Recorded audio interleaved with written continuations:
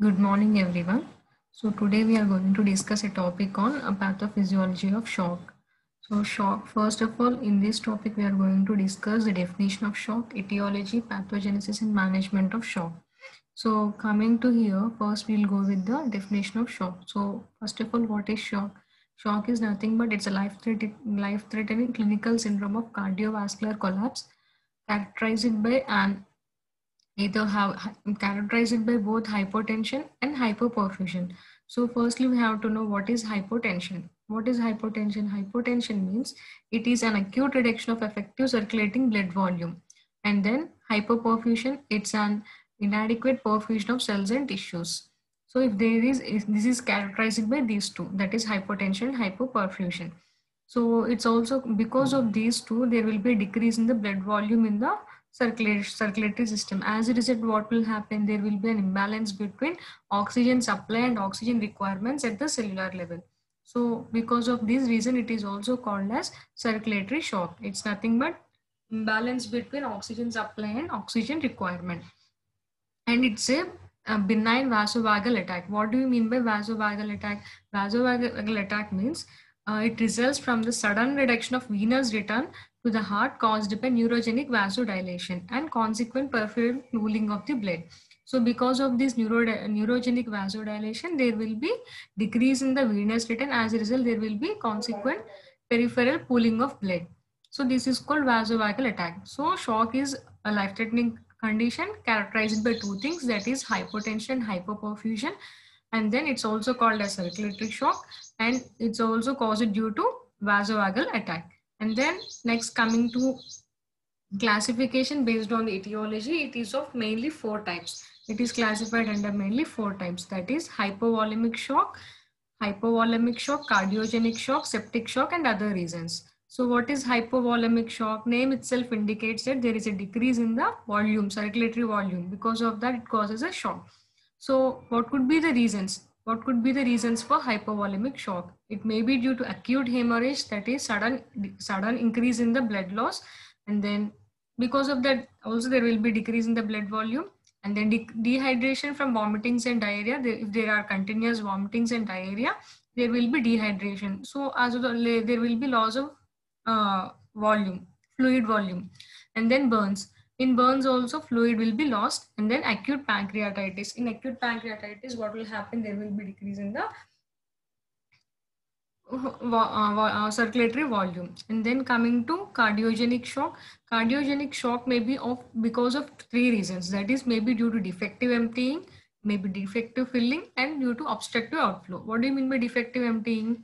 If a heart is unable to empty all its contents, and then what is defective filling? If there is a problem in filling due to any vascular obstruction and all, and then obstructive outflow, if there is any clots or thrombus in the circulatory blood veins and arteries, that is also caused due to, then also it causes cardiogenic shock. And then coming to septic shock. Name itself indicates that it is caused due to sepsis. Sepsis is caused by either gram-positive bacteria or gram-negative bacteria. If it is caused due to gram-positive bacteria, we call it as gram-positive sepsis. If it is caused due to gram-negative, we call it as gram-negative sepsis. So gram-positive sepsis is also called as exotoxic shock, and gram-negative is also called as endotoxic shock. Why? Because in case of gram positive, the toxic material will be in the outer shell of the bacteria. In gram negative, what will happen? The bacteria itself break down and releases a toxin. So that is called as endotoxic shock. And coming to other types, what could be the other types of shock? Like traumatic shock, neurogenic shock, and hypoadrenal shock. Traumatic shock. What is traumatic shock? If there is a trauma or injury, there will be sudden increased loss of blood. Because of that also it may cause shock. So trauma means it's due to any accident or due to any injury. If you get a shock, then we call it as traumatic shock. And then neurogenic shock. In neurogenic shock, due to any neurological problems, if there is a decrease in the blood circulation, then it is called as neurogenic shock. And hypoadrenal shock, due to hypoadrenal insufficiency. It may be due to hypoadrenal insufficiency. Now we'll go briefly into each kind of shock. Then coming to hypovolemic shock, as I already told you that it is caused due to inadequate circulatory blood volume by various etiological factors that may be either from the loss of red cell mass and plasma from hemorrhage. During hemorrhage means that is due to blood loss. If there may be reason, like it may be due to loss of red cell mass and plasma, or from the loss of plasma volume alone, where this plasma volume alone will be lost in case of dehydration. In case of burns, there will be loss of plasma volume. In case of hemorrhage, there will be loss of both red cell mass and plasma. And then coming to cardiogenic shock, it is called as normovolemia. That means the volume of blood or the volume will be normal, but it causes decrease in the cardiac output. That means the efficiency of the cardiac output will be decreased. So it is called as an acute circulatory failure with sudden fall in cardiac output from acute diseases of the heart without actual reduction of blood volume. So that is called normovolemia. So the volume of the blood will be normal, but there will be a decrease in the cardiac output due to any acute diseases like myocardial infarction, chronic CCF, that is congestive cardiac failure, and these may be the reasons for cardiogenic shock. And then coming to septic shock, it is also called as toxemic shock.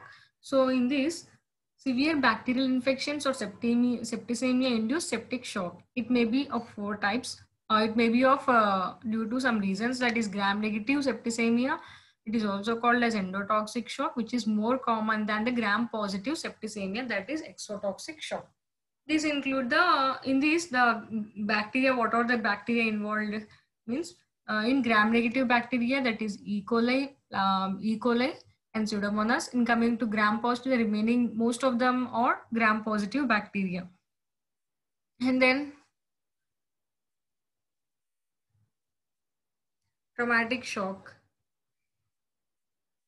So shock resulting from trauma is initially due to hypovolemia. So in case of trauma, what will happen? There will be a severe and acute loss of blood.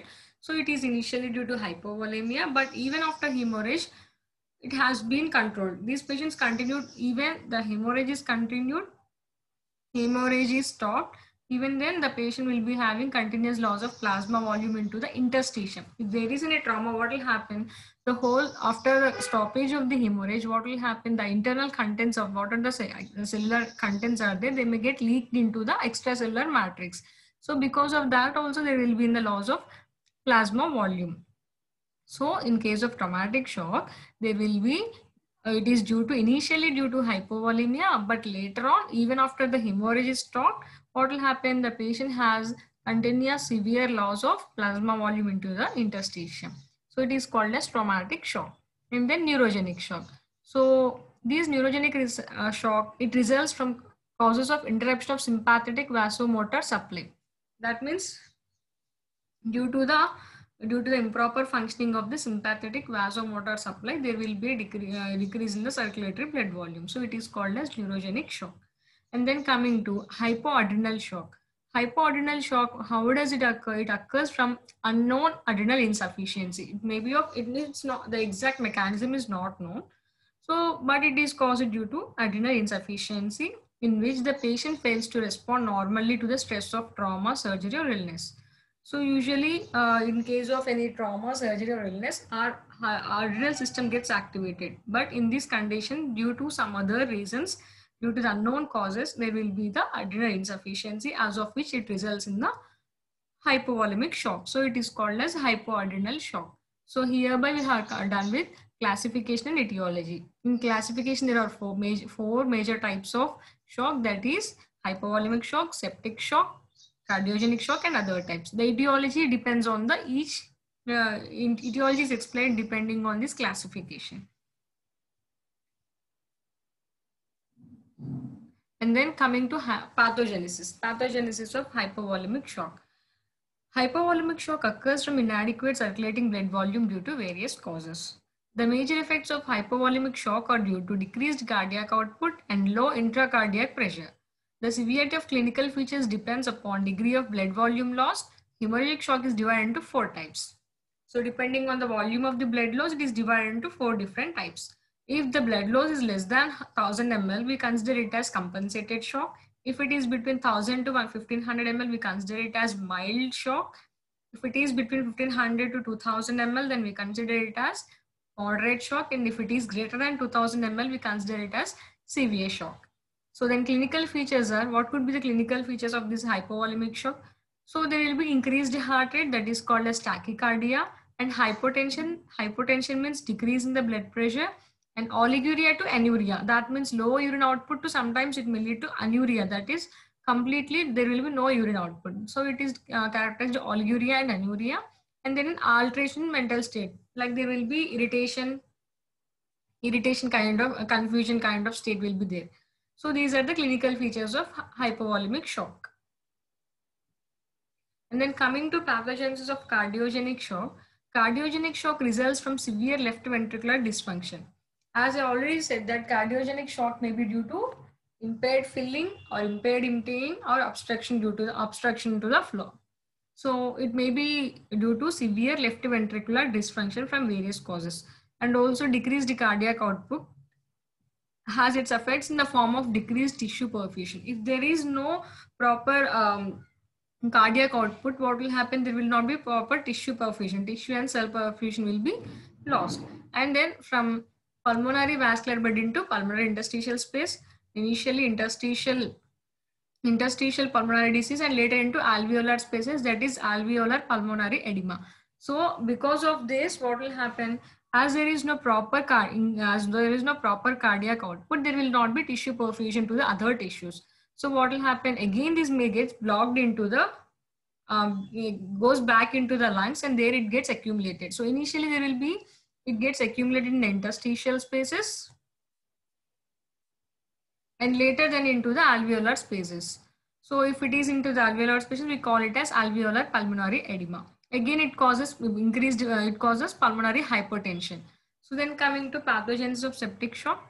Septic shock results from most often from gram-negative bacteria entering the body, mostly due to gram-negative bacteria, and sometimes it may be also due to gram-positive bacteria. So it happens in a stepwise manner.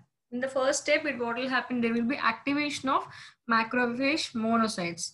So what will happen when there is a breakdown of gram-negative bacteria? It releases endotoxins and a lipopolysaccharide into the circulation.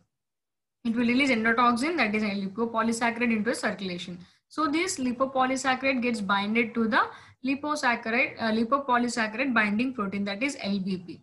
Lipopolysaccharide binds to lipopolysaccharide binding protein. So once they gets binded, it forms a complex that is called LPS and LBP. So both this complex forms, and this binds to CD14 molecule on the surface of the monocyte. Monocytes of the host. Host means here human being. So what will happen? It gets bind to CD14 molecule which is present on the surface of the monocyte of our host, or it may be present on the macrophages. So which are stimulated. So thereby what will happen? This complex, when it gets bind to CD14 molecule, it stimulates the monocytes to elaborate cytokines.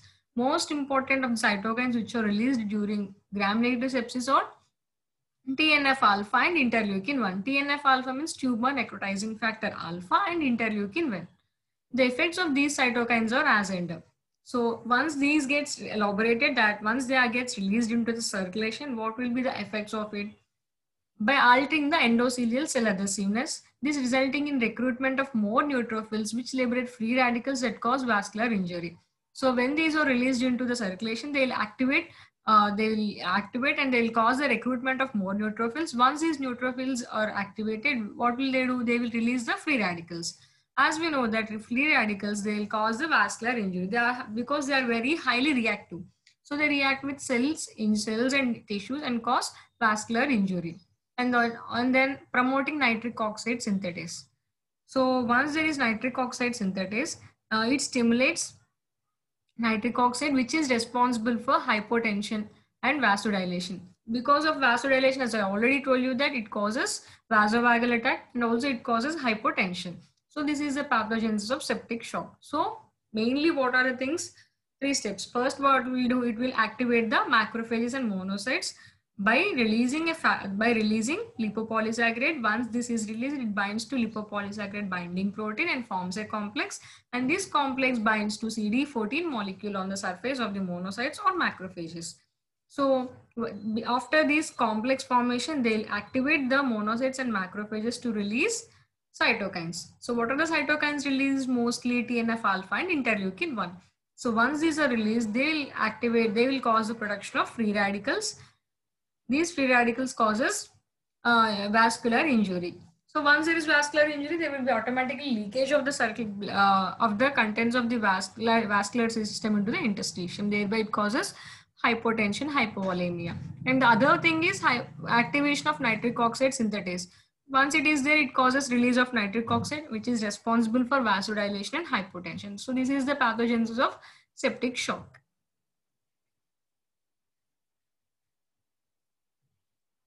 So then coming to clinical features and complications. The classical features of decompensated sepsis are very low blood pressure, that we call it as hypotension, and subnormal temperature, that means a bit less temperature, that is less than 98 and more than 96, that is 97 degrees around temperature. Feeble and irregular pulse, the pulse will be very weak due to decrease in the decrease in the blood pressure. And shallow and sighing respiration, the respiration will be very shallow, that means deep breath they'll be taking in a low voice. And patients in shock have pale face, they'll be having pale face. Why? Because of hypoperfusion. As there is no proper perfusion of cells and tissues, there will be pale appearance of the face. And sunken eyes due to dehydration and weakness, cold and clammy skin. So we know that when there is no proper blood supply, there will be cold, the skin, the peripheries will become cold. So because of this hypoperfusion, there will be cold and clammy skin. So these are the main clinical features of these patients having sepsis, who are under sepsis. And then coming to complications. What are the complications of sepsis? That is due to activation of various cascades. It causes clotting and complement kind. These include the following. That is acute respiratory distress syndrome, the major complication, and then disseminated intravascular coagulation, acute renal failure, and multiple organ dysfunction syndrome. What is acute respiratory distress syndrome? Acute respiratory distress syndrome occurs due to a pulmonary accumulation of the fluid due to pulmonary edema. It leads to pulmonary hypertension, and finally it may causes, even when it may cause death. And then disseminated intravascular coagulation, that means disseminated intravascular coagulation. Coagulation means clotting. Clotting occurs in the intravasculature. So thereby, once it happens, there will be a sudden and rapid progress of the patient to get into coma. And then acute renal failure. As there is no renal perfusion, there will be, there will be acute renal failure. And then multiple organ dysfunction syndrome. So one by one, the organs gets damaged and it causes multiple organ dysfunction syndrome. So how do we manage? If we get the patient in the initial stages, we can manage it perfectly. So if the patient is, first we have to rule out what is the cause of patient getting into shock. So once we get to know the cause, then we can give the treatment. So if it is due to septic shock, we have to give antibiotics, as we know. So depending on whether it's a gram positive or gram negative, we have to send the blood culture, and depending on that report only, we have to give sensitive antibiotic to that patient. And if it is anaphylactic shock, anaphylactic shock gets treated mainly immediately with the steroids and diphenhydramine. And if it is due to hypovolemic shock, like in case of traumas, and if there is severe hemorrhage, then we can, or due to dehydration and all. If it is due to hypovolemic condition, we can give fluid replacement. And if there is a severe blood loss, we can go with the blood transfusions immediately. And if it is due to neurogenic shock, we can do immobilization, and inflammatory medications can be given, and surgery can be done. So what is the nerve which is responsible, that can be activated again. So this is the management of shock. So by here we can come to a conclusion. So here, what are the things we have discussed? What is shock, its definition, and what are the classification of this shock, and what are the causes, that is what is the etiology of each and every type of the shock, and then pathogens of each kind of shock, and then management. So by here we can conclude with this topic. Thank you.